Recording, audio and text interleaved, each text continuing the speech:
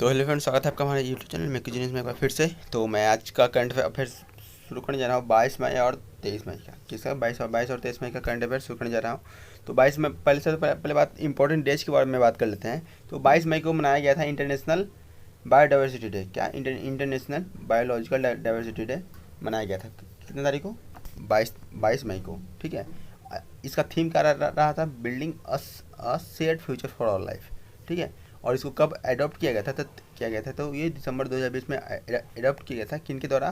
तो UN general assembly के द्वारा इसे अडॉप्ट किया गया था। इसका मेन एम जो मेन मुद्दा जो क्या था? To raise awareness about ongoing biodiversity issue. Biodiversity जो इशू हो रही है उस पर अवेयरनेस फैलाने के लिए इसको अडॉप्ट किया गया था। इसका मेन मुद्दा यही था। ठीक है, यहाँ तक समझाया? ठीक है। और एक यहाँ पे एक और बात कि यहाँ पे जो एक कन्वेंशन साइन हुआ था, बायोलॉजिकल डाइवर्सिटी 1922 में। ठीक है।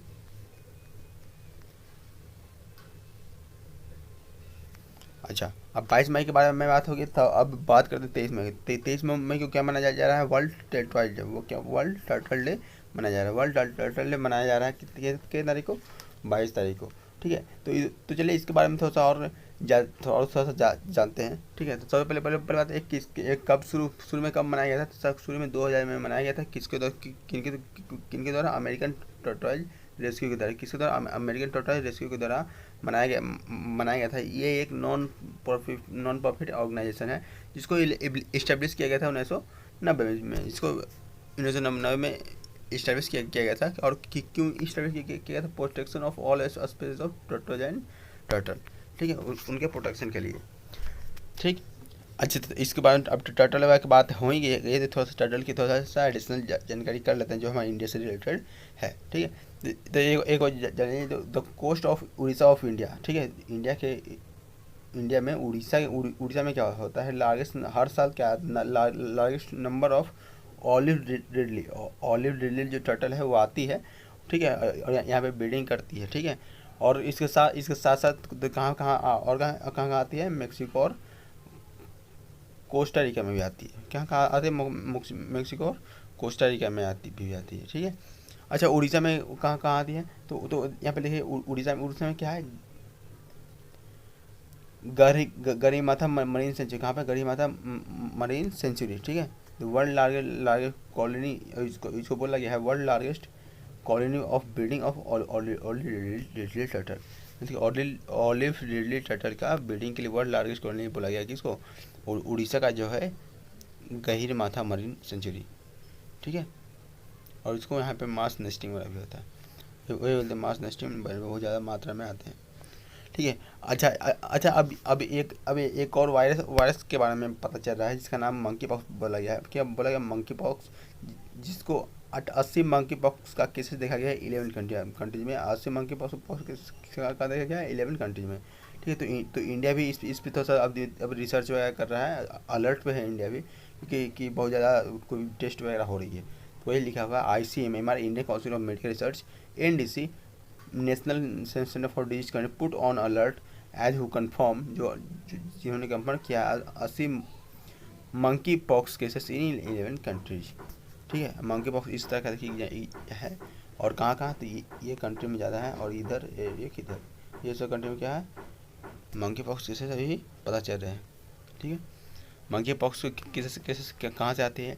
तो यहाँ पे बताया गया जा रहा है कि मंकी पॉक्स जो केसेस है ना वो बस जानवरों से आती है। वो किस आती है? जानवरों से आती है। काऊ हो गया, काऊ पॉक्स हो, कैमल पॉक्स और स्मॉल पॉक्स वगैरह डिजीज भी आती है।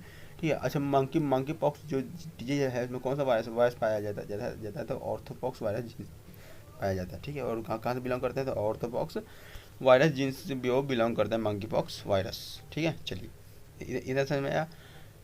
ये समझ में आया? चलिए, अब थोड़ा सा आगे बढ़ते हैं। मंकी पॉक्स को सबसे पहले कहाँ पे पाया गया था?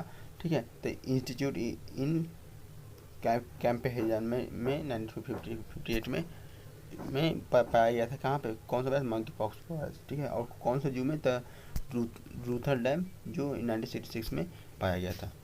ठीक। और और इन्फिनिटी किन कौन कंट्री के भी बीच के कंफर्म किया गया है। तो यहाँ पर देख सकते हैं 9 यूरोपियन कंट्रीज, क्योंकि 9 यूरोपियन कंट्रीज भी है, जैसे यूएसए हो, यूएस, कनाडा और ऑस्ट्रेलिया को मिलाकर 9 यूरोपियन कंट्री और तीन ये है, यूएस, कनाडा और ऑस्ट्रेलिया। ठीक है, तो हो ना ये 9। अच्छा, अब आगे बढ़ते हैं। ICMR, Indian council of medical research के प्रोफेसर और डायरेक्टर जनरल कौन किन्हें बनाया गया है? प्रोफेसर और डायरेक्टर जनरल किन्हें बनाया गया है? बलराम भार्गवा। किसको किन्हें बनाया गया? बलराम भार्गवा। और राष्ट्रीय रोग नियंत्रण केंद्र के डायरेक्टर जनरल कौन थे? तो 1963 में डॉक्टर सुजीत कुमार को बनाया गया है। किन बनाया गया? डॉक्टर सुजीत कुमार। ठीक है, अगला में क्या है? Who has won the first prize on for the Amazon Sambhav entrepreneurship challenge 2020। Amazon Sambhav entrepreneurship जो चैलेंज हुआ था उसमें फर्स्ट प्राइज कौन जीता है? तो यहाँ पर जो फर्स्ट प्राइज जिन्होंने जीता है उनका नाम है सुभाष ओला। क्या नाम है उनका? सुभाष ओला। और ये क्यों जीते हैं फर्स्ट प्राइज, इस पर भी तो हम यहाँ पर चर्चा करते हैं। ठीक है, तो यहाँ पे इन्होंने क्या डेवलप किया ऐसा टेक्नोलॉजी जिससे क्या होगा, कोई बॉयलर वगैरह है जो है उसके स्टीम को रिसाइकिल किया जाएगा और उसी के तहत इनको फर्स्ट प्राइज दिया गया है। ठीक है, अच्छा, और अब अगला देखते हैं। अगला क्या है? National geographical society has install the world highest weather station on which mountain. अब कौन अपना देश के बारे में बात हो रही है, यानी कि नेशनल ज्योग्राफिकल सोसाइटी जो है अपने इंस्टॉल किया world highest weather station, world का सबसे हाईएस्ट वेदर स्टेशन कौन से माउंटेन पे? सबसे बड़ा माउंटेन कौन माउंटेन है? Mount Everest. तो माउंट एवरेस्ट तो उसी पे किया गया। ठीक, तो पहले माउंट एवरेस्ट के बारे में बात करता हूँ। माउंट एवरेस्ट की हाइट के बारे में, तो हाइट कितना होता है, हाइट कितना है, तो वो हम जान लेते हैं। तो उसका हाइट है 8846.86 कितने 8846.86 इसका माउंट एवरेस्ट का हाइट है। ठीक है, तो यहाँ पे और कितने हाइट पे किया गया था? 8830 मीटर हाइट पे किया गया है। और ऐसा कहा जा रहा है कि नेपाल भी कुछ पहले कर चुका है और या फिर करने वाला, और सब चीज़ करने के बाद 2025 तक अच्छे से ये वर्केबल हो जाएगा, अच्छे से काम करने लगेगा। ठीक है, अच्छे से फुली ऑपरेटेबल हो जाएगा। ठीक है, और ऐसा बताया जा रहा है कि 5200 से 8830 मीटर तक माउंट एवरेस्ट में ही चाइना मीडिया अपना बहुत सारे स्टेशन को इस्टेब्लिश कर चुका है। ठीक है, लेकिन फिर अभी सबसे ज़्यादा हाईएस्ट हम लोग को जो इंस्टॉल किया गया वो भी आ रहा है। ठीक है, अच्छा, जब माउंट एवरेस्ट की बात हुआ तो यहाँ पर कुछ नाम है, उनके बारे में थोड़ा सा जान लेते हैं। ठीक है, तो यहाँ पे एक फीमेल में है। ठीक है, ये फीमेल में है। तो मोस्ट टाइम्स कोई भी वोमेन जो क्लाइम किए है माउंट एवरेस्ट पे कौन है? लफाका शेरपा जो कि 10 बार क्लाइम किए माउंट एवरेस्ट। ठीक है, लफाका शेरपा। अब नेपाल का एक कामी रीता शेरपा। कौन है कामी रीता शेरपा? जो कि कितने बार माउंट एवरेस्ट पे चढ़ा है? 26 बार। कितने बार? 26 बार माउंट एवरेस्ट पे चढ़ा है। और एक ब्रिटिश माउंटेनर है, फॉरेन माउंटेनर है। ठीक है, जो कि कितने बार चढ़ा है? 16 बार चढ़ा है, जो कि 16 बार माउंट एवरेस्ट पर चढ़ा है। ठीक है, समझ में आया? चलिए, जिसका नाम केंटन कूल था। ठीक, चलिए अब अगला देखते हैं। अश्वनी वैभव इन एग्रीगेट नाइलेट सेंटर इन लेह लद्दाख। ठीक है, लेह लद्दाख वाले एरिया में असनावी मैंने क्या किए? सेंटर खोलने का इन एग्रीगेट किए हैं। ठीक है, अब नाइलेट है क्या? तो नाइलेट के बारे में जानते हैं। National institute of electronic and information technology, मतलब कि ये टेक्नोलॉजी से रिलेटेड इंटर्नशिप वगैरह देने का काम करते हैं आईटी सेक्टर वगैरह वाले को। जैसे प्रोग्रामिंग वगैरह हो गया वही सब काम वही सब ये इंटर्नशिप वगैरह देते हैं। तो वो कहाँ पे खोला गया? लेह लद्दाख में खोला गया। अच्छा, अब इसके बारे में जानते हैं। इसको कब फॉर्म किया गया था? तो 9 नवंबर 1994 में फॉर्म किया गया था। हेडक्वार्टर कहाँ हो गया? तो न्यू दिल्ली में हो गया। इसका डायरेक्टर जनरल कौन है? मदन मोहन त्रिपाठी। और इसका पेरेंट जो एजेंसी जो है, पेरेंट एजेंसी कौन है? Ministry of electronic and information technology. ठीक है, अगला देखते हैं। Who is the author of new novel title a place called home. एक नया नोवेल लिखा गया और जिसका नाम है प्लेस कॉल्ड होम। उसके राइटर कौन है? तो उसके राइटर का नाम है प्रीति सुनय। किसका नाम क्या नाम है? प्रीति सुनय, जो कि जिन्होंने कहानी लिखा है एक कर्नाटका फीमेल के कैरेक्टर को लेके, ठीक है। वो इसका उन्होंने एक नॉवेल लिखा है, ठीक है, जिसका नाम है अ प्लेस कॉल्ड होम। इन्होंने पहले भी बहुत सारे नॉवेल्स लिख चुके हैं, अराउंड 15 नॉवेल लिख चुके हैं, जिसमें से क्या है why we love the way we do, the secret wish list, ऐसे ऐसे प्लैनेट्स, ऐसे ऐसे इन्होंने 15 नॉवेल्स लिख चुके हैं पहले भी, ठीक है। अगला देखते हैं, एज पर recent UN world economic situation and prospect WESP रिपोर्ट, what is the projected GDP growth rate of India in FY 2023, final year 2023। अब ये यहाँ पे बोला गया कि फाइनल ईयर 2023 तक वर्ल्ड इकोनॉमिक के अनुसार, WESP रिपोर्ट के अनुसार इंडिया का क्या जीडीपी रहने वाला है। तो यहाँ पे कितना जीडीपी रहने वाला बताया गया है, 6%। कितना जीडीपी रहने वाला है, 6%, ठीक है। ऐसे बोला गया था कि जो जीडीपी वगैरह है वो कितना बढ़ेगा, 4% तक बढ़ेगा, लेकिन 4% तक नहीं बढ़ के कितना परसेंट तक बढ़ा, 3.1% बढ़ रहा है। और ये क्यों और ये क्यों, तो ये इसलिए ये इसलिए कि इंडिया, ये इसलिए कि जो यूक्रेन में जो वार वगैरह हो रहा है ना, उसके कारण इंडिया का जीडीपी पे अदर कंट्री का जीडीपी ग्लोबली जो जीडीपी वगैरह है, ठीक है, जो कि 4% था, और उसको और बस 3.1% ही बढ़ पाया है।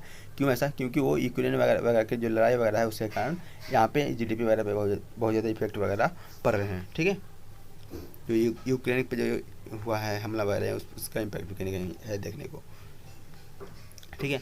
अगला देखते हैं, India's first indigenously developed flying trainer aircraft Hansa NG has successfully completed engine relief test, it has been design and developed by, ठीक है। अब हंसा एनजी के बारे में बात हो रही है। तो इंडिया का first indigenously developed flying trainer aircraft है, जिसका नाम क्या है, हंसा एनजी, ठीक है। और ये किसके द्वारा डेवलप किया गया है, तो ये यहाँ पे बोल सकते हैं council of scientific and industrial research, CSIR के द्वारा इसको डेवलप किया गया है, ठीक है। समझ में आया कोई दिक्कत वाली बात नहीं। अच्छा, ये डेवलप तो वहाँ पे किया गया, और इसको टेस्ट कहाँ किया गया था, एरोनॉटिकल टेस्ट रेंज में इसको टेस्ट किया गया है, ATR में जिसको बोल सकते हैं, जो कि DRDO के फैसिलिटी के द्वारा, किसी DRDO के फैसिलिटी के द्वारा चित्तौड़गढ़ डिस्ट्रिक्ट में, कौन सा डिस्ट्रिक्ट, चित्तौड़गढ़ डिस्ट्रिक्ट में किया गया है, ठीक है। इसका स्पीड अगर के बारे में बात की जाए, इसका स्पीड 60 से 70 नॉट बताया जा रहा है। कितना बताया, 60 से 70 नॉट, ठीक है। और ये कितने हाइट तक ही उड़ सकता है, जो फ्लाइंग टेस्ट जो कितने हाइट तक किया गया है, तो 7000 से 8000 फीट तक फ्लाइंग टेस्ट किया गया है, ठीक है। और जो फ्लाइंग टेस्ट को किसी द्वारा मॉनिटर किया गया था, तो मिस्टर अंबानी रिंकू, जो क्या है, project director of Hansa, project director of Hansa है, ठीक है। हंसा का प्रोजेक्ट डायरेक्टर है। अगला देखते हैं, अगला क्या है, world first urban airport popup air one, ठीक है, air one for flying cars drone has been open in which country, यानी कि वर्ल्ड का पहला अर्बन एयरपोर्ट कहाँ पे बनाया गया है, ठीक है, जिसका नाम एयर वन रखा गया है, फॉर किसी लिए फ्लाइंग कार के लिए और ड्रोन वगैरह के लिए, कहाँ पे बनाया गया है, तो वो है कौन सी कंट्री हुई, तो यूनाइटेड किंगडम। कौन सी कंट्री हुई, तो यूनाइटेड किंगडम, जहाँ पे वर्ल्ड का पहला अर्बन एयरपोर्ट बनाया गया है, ठीक है। समझाया, ठीक है। तो किसके लिए, किस लिए है, तो वो इलेक्ट्रॉनिक ड्रोन्स वगैरह के लिए है, फ्लाइंग कार्स वगैरह के लिए है, ठीक है। चलिए, अच्छा, ये जो बनाया गया है इसका एम क्या है, इसका मेन मुद्दा क्या है, टू रिड्यूस अर्बन कंजेशन और पॉपुलेशन को कम करना में इसका मेन मुद्दा है, ठीक है। It design for zero emission electric drones and air taxis airport itself is power bye hydrogen fuel. और ये क्या बोल रहा है कि ये जीरो इमिशन पे डिजाइन किया गया है, और यहाँ पे एयरपोर्ट जो है खुद भी वो क्या है, हाइड्रोजन फ्यूल सेल से काम कर रही है, ठीक है। अभी बात रहा यूके के बारे में थोड़ा चर्चा कर लेते हैं। तो यूके का कैपिटल कौन है, तो लंदन है। यूके का करेंसी क्या है, ब्रिटिश पाउंड स्टर्लिंग है, जिसको क्या जीबीपी भी बोलते हैं, जीबीपी भी बोलते हैं। उसके प्राइम मिनिस्टर कौन है, बोरिस जॉनसन, ठीक है। चलिए, अगला देखते हैं, अगला क्या है, finance minister and Indian governor, finance minister and India's governor for NBD Nirmala Sitharaman, ठीक है, has chaired the 7th annual meeting of board of governor of the NBD through video conference in new Delhi, who is president of the new development bank. ठीक है, अब यहाँ पे पूछ रहा है कि न्यू डेवलपमेंट बैंक का जो प्रेसिडेंट कौन है। ठीक है, और ये जो भी मीटिंग वाला चल रहा है वो कौन इसको होल्ड कर रहे हैं, कौन इंडिया की तरफ से कौन है, तो निर्मला सीतारमण है। ठीक है, और ये कौन सी मीटिंग है, 7th एनुअल मीटिंग चल रही है। ठीक है, समझ में आया। अच्छा, तो यहाँ पे बोला गया हुई the president of enmity, president of enmity कौन है, मार्को प्राडो त्रोजो, कौन है, मार्को प्राडो त्रोजो। ठीक है, और ये जो थीम, इस बार का थीम क्या रखा हुआ है, ऑप्टिमाइजिंग डेवलपमेंट इम्पैक्ट। ठीक है, और थीम जो 2022 का है ऑप्टिमाइजिंग डेवलपमेंट इम्पैक्ट इस, और ये कब फाउंड किया गया था, 15 जुलाई 2014 में। इसका हेडक्वार्टर क्या है, संघाई चाइना। इसका फाउंडर कौन है, ब्रिक्स, फाउंडर कौन है, ब्रिक्स। समझा। और ये जो मीटिंग हो रहा है, मीटिंग में कौन कौन रहने वाले हैं, तो मीटिंग में ब्राज़ील, चाइना, रसिया, साउथ अफ्रीका और जो नए नए जो कंट्री जो 2 ऐड हुए हैं, बांग्लादेश और यूनाइटेड अरब इमिरेट्स भी इसमें ऐड हो रहे हैं। ठीक है, चलिए अब बात करते हैं पेटीएम के बारे में। तो पेटीएम के बारे में, तो पेटीएम क्या किया गया था, पेटीएम को 5 साल के लिए और री अपॉइंट किया गया एमडी और सीईओ किसको, विजय शेखर शर्मा को। क्या है, विजय शेखर शर्मा जी का, पेटीएम खुद का तो इन्हीं का है, तो उन्हीं को फिर से अपॉइंट कर दिया गया 5 साल के लिए। ठीक है, तो 5 साल कितने तक, मई 2027 तक इनको री अपॉइंट किया गया है। ठीक है, अच्छा पेटीएम के बारे में बात करें तो पेटीएम का फाउंडर कौन है, पेटीएम का फाउंडर कौन है, विजय शेखर शर्मा। ठीक है, फाउंडेड कब किया गया था, तो अगस्त 2010 में किया गया था। इसका हेडक्वार्टर नोएडा, उत्तर प्रदेश और इंडिया, जो कि इंडिया में पड़ता है। इसका पेरेंट ऑर्गेनाइजेशन कौन है, 197 कम्युनिकेशन, पेरेंट ऑर्गेनाइजेशन कौन है, 197 कम्युनिकेशन। ठीक है, क्या है, FDI inflow at all time high of 83.5 million in 2021-22 में क्या जो है, इंडिया में क्या एफडीआई मतलब फॉरेन डायरेक्ट इन्वेस्टमेंट कुछ ज़्यादा ही किया गया है। अभी तक में कितना किया गया, 83.5 मिलियन। ठीक है, कितना किया गया है, 83.5 मिलियन। ठीक है, और इसमें अगर देखा जाए पिछले साल से, तो इस बार 76% हाईएस्ट ज़्यादा है। कितना ज़्यादा है, 76% ज़्यादा है।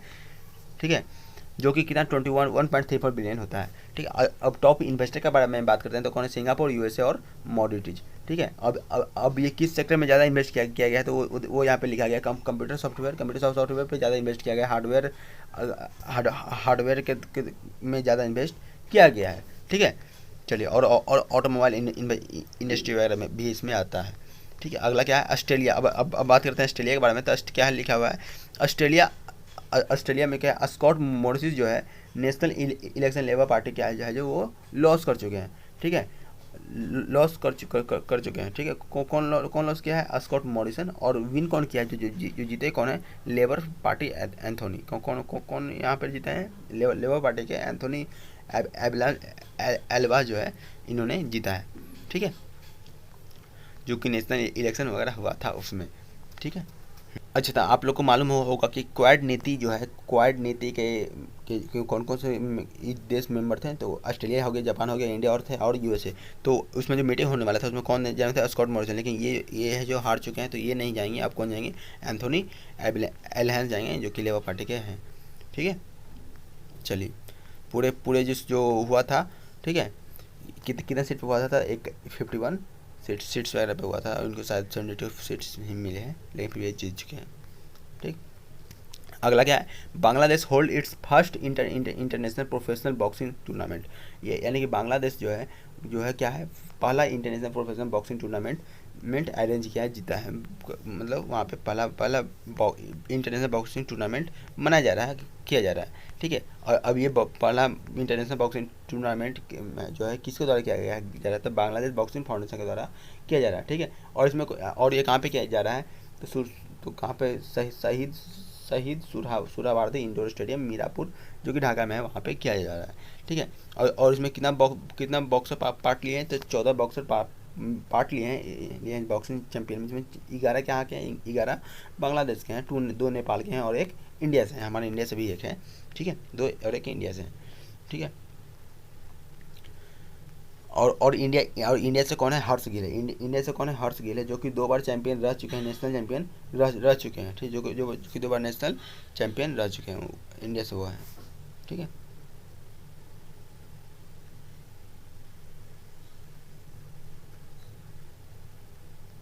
अगला क्या है, तो अगला यहाँ पे क्या है, अगला मैंने लिखा है the union environment forest and climate change minister Bhupendra Yadav participate, जो 8वां ब्रिक्स इन्वायरमेंट मिनिस्टर मीटिंग जो हुआ है उसमें कौन पार्टिसिपेट किए हैं इंडिया की तरफ से, भूपेंद्र यादव पार्टिसिपेट किए हैं, जिन्होंने बात किया है क्लाइमेट चेंज के ऊपर, जिन्होंने किनके ऊपर बात किया है, क्लाइमेट चेंज के ऊपर बात किया है, ठीक है। और कौन कौन इसके अलावा और कौन कौन पार्टिसिपेट किए हैं, तो यहाँ भी देख सकते हैं, यहाँ पर मैंने लिखा है, एक बार देखिए, कौन मिनिस्टर ऑफ कौन कौन ब्राज़ील, रसिया और साउथ अफ्रीका भी इस मीटिंग में पार्टिसिपेट वगैरह किए हैं, ठीक है। तो चलिए आज का लेक्चर यहीं पे ख़त्म करते हैं। आज का लेक्चर हुआ ख़त्म। आज का करंट अफेयर और कल का करंट अफेयर जो रह गया था संडे वगैरह का, क्योंकि संडे को कम करंट अफेयर आते हैं, इसलिए कल का करंट अफेयर मैंने नहीं बताया था, ठीक है। तो आज कल मिलाकर दोनों का करंट अफेयर हुआ ख़त्म। तो मिलते हैं अगले लेक्चर में, ठीक है। तो तब तक के लिए हंसते रहिए, मुस्कुराते रहिए और हाँ, चैनल को सब्सक्राइब जरूर कीजिएगा। थैंक यू, धन्यवाद, जय हिंद।